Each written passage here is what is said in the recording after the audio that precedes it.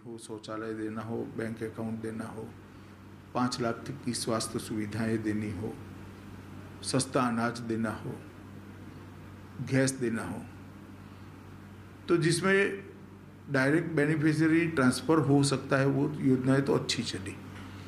या तो जैसे गैस की योजना, भारत सरकार की एजेंसियां ही गैस का सिलेंडर पहुंचाती है, मगर जहां राज्य सरकार का रोल आता था वहां पर बहुत गोताई यहाँ दिखी गई है। जैसे देश भर के किसानों को अब तक 2 साल में 95,000 करोड़ रुपया उनके बैंक अकाउंट में पहुंच चुका है, हर साल 6,000 के हिसाब से। अब बंगाल के किसानों को पैसा नहीं मिल रहा। मेरी समझ में नहीं आया बंगाल के किसानों का दोष क्या है। जैसे देश भर के गरीब को उनके परिवार में कोई भी बीमारी आती है, बड़ी बीमारी आती है, तो 5 लाख तक का पूरा खर्चा भारत सरकार उठाती है। बंगाल के गरीब को ये फायदा नहीं मिला क्योंकि यहाँ की मुख्यमंत्री के मन में डर है कि इससे मोदी जी पॉपुलर हो जाएंगे। तो यह क्षेत्र वो क्षेत्र है जहाँ पर अभी विकास पहुँचना जरूरी है।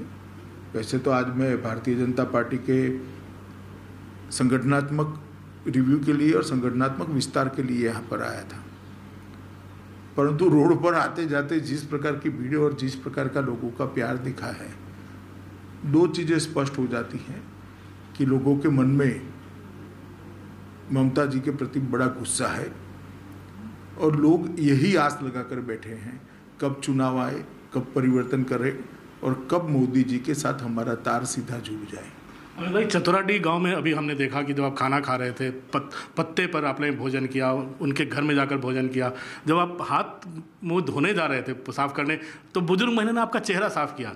तो ये प्यार जनता का जो है, क्या भविष्य में क्या ये बर्दाश्त होगा यहाँ की राज्य सरकार को, या बीजेपी, या फिर आप कुछ रिपरकशन देख रहे हैं आने वाले दिनों में? देखिए, व्यक्तिगत रूप से भी मेरे लिए बहुत बड़ी क्षण थी। एक बुजुर्ग महिला ने, एक बच्ची ने मेरा मुंह एक तौलिया लेकर पोंछ कर दिया और प्यार से आशीर्वाद भी दिया। मेरे लिए बहुत बड़ी बात है व्यक्तिगत रूप से। परंतु जहाँ तक उसके राजनीतिक मायने देखते हैं तो जनता में भारतीय जनता पार्टी के प्रति कितनी श्रद्धा बन चुकी है बंगाल की जनता में, इसका ये परिचायक है। और मैं मानता हूँ इसको इलेक्शन की राजनीति से जोड़ना नहीं चाहिए, परंतु इलेक्शन का परिणाम तो जनता का मूड ही तय करता है।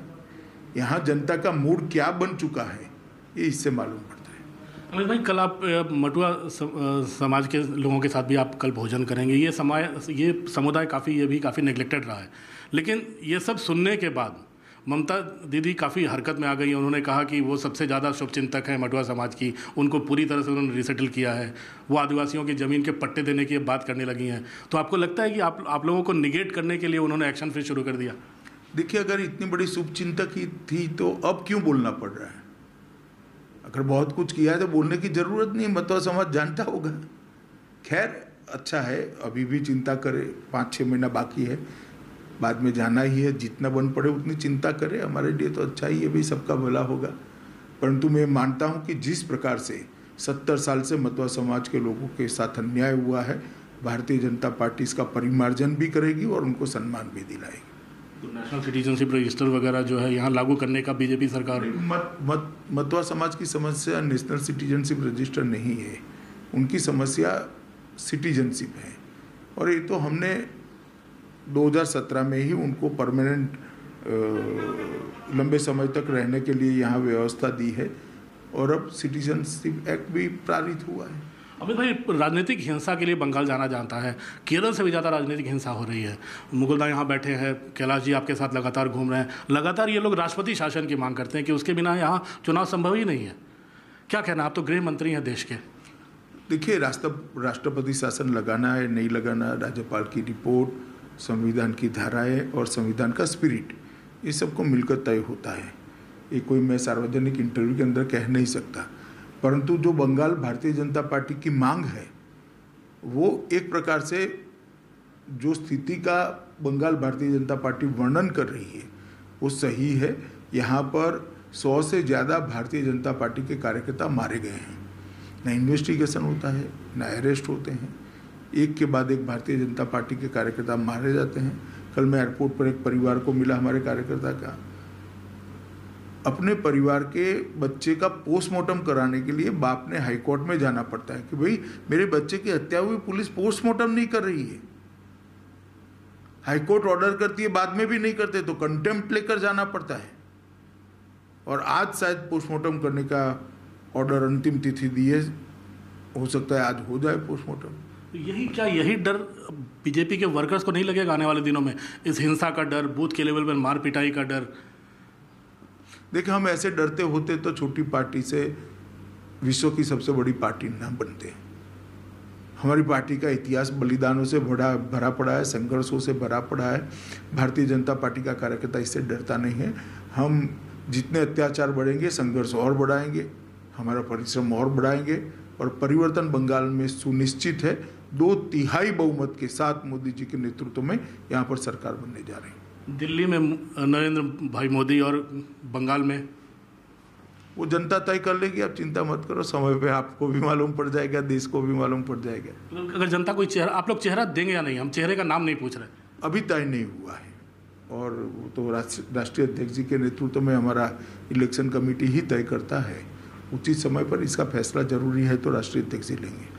अभी काफ़ी अफवाहें उड़ रही हैं कि एक बड़े मंत्री हैं ममता सरकार के, वो शामिल होना चाहते हैं। अगर मैं नाम ले सकता हूँ, शुभेंदु अधिकारी।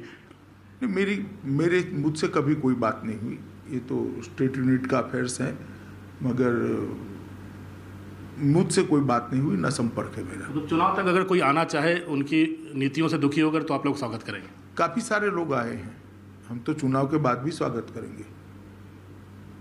अमित भाई, एक और सवाल उठता है। मुर्शिदाबाद बांग्लादेश के बॉर्डर पे है, वहाँ पे एक गांव में 10 लोग अलकायदा से संबंध रखने को लेकर गिरफ्तार किए गए।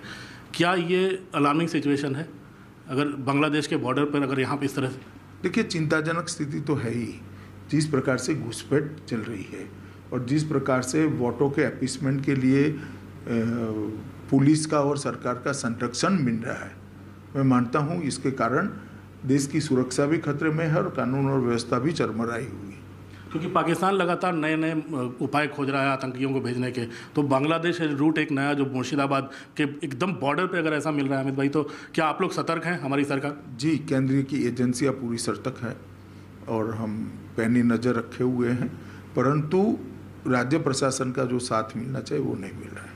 जिस तरह से बीजेपी के वर्कर्स को निशाना बनाया जाता है, कुछ दिन पहले आप लोगों ने एक डेमोन्स्ट्रेशन किया तो काफ़ी आंसू गैस छोड़े गए, आपके रोड शो में भी काफ़ी बवाल हुआ था पिछली बार, तो आप चाहेंगे कि नहीं कि ममता सरकार कम से कम जो विपक्षी दल है उनको बोलने का मौका दे, खिलाफ बोलने की बजाय? नहीं, हम तो ज़रूर अपील करेंगे फ्री एंड फेयर इलेक्शन हो, इलेक्शन कमीशन की जिम्मेदारी भी है, अब वो जैसा करेगी वैसा होगा। अमित भाई, बिहार में बहुत कार्यकर्ताओं ने मिस किया आपको काफ़ी। आप कुछ दिन आपकी तबीयत ठीक नहीं रही, कोरोना पीड़ित रहे, आपने खुद ट्वीट करके बताया था, तो क्या आपने मिस नहीं किया बिहार को? क्योंकि हम लोग खुद बिहार से आते हैं और आपको पिछले 2 चुनाव में तो लगातार काफ़ी देखा। नहीं, मैंने भी मिस किया। पहले कोरोना हुआ था, उसके बाद में कोरोना की आफ्टर इफेक्ट से बहुत वीकनेस थी। डॉक्टर ने 5 तारीख से बाहर निकलने के लिए हाँ बोला था। 5 तारीख को वहाँ प्रचार समाप्त होना था। मैंने आज बंगाल से शुरुआत की है और मैं मानता हूँ कि बिहार में हमारे कार्यकर्ता नड्डा जी और मोदी जी के नेतृत्व में बहुत अच्छा इलेक्शन लड़े हैं और हम पूर्ण बहुमत की सरकार एनडीए की बिहार में बनाएंगे। बार बार जो बात हो रही है नीतीश जी के खिलाफ एंटी इनकम्बेंसी है, लेकिन काम तो आपको लगता है कि सरकार ने काफ़ी किया जो पिछले? कोई सवाल ही नहीं है। जनता प्रसन्न है, जनता भारतीय जनता पार्टी और जदयू के लिए वोट कर रही है और हम प्रचंड बहुमत के साथ जीतेंगे वहाँ। अमित भाई, एक सवाल दिल्ली का पूछूंगा।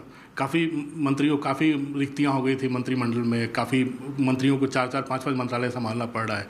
क्या आने वाले दिनों में हम लोग उम्मीद रखेंगे कुछ रीएलोकेशन ऑफ वर्क टाइप होने की उम्मीद? सवाल तो आपका वाजिब है, बहुत अच्छा सवाल है, मगर रॉन्ग नंबर डायल किया है।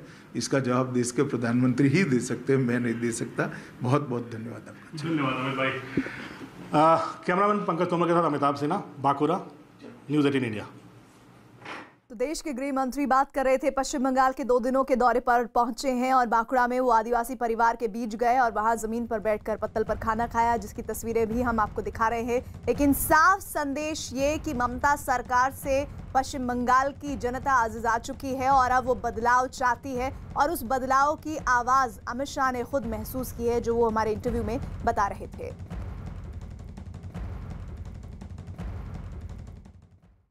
सिर्फ न्यूज़ 18 इंडिया पर।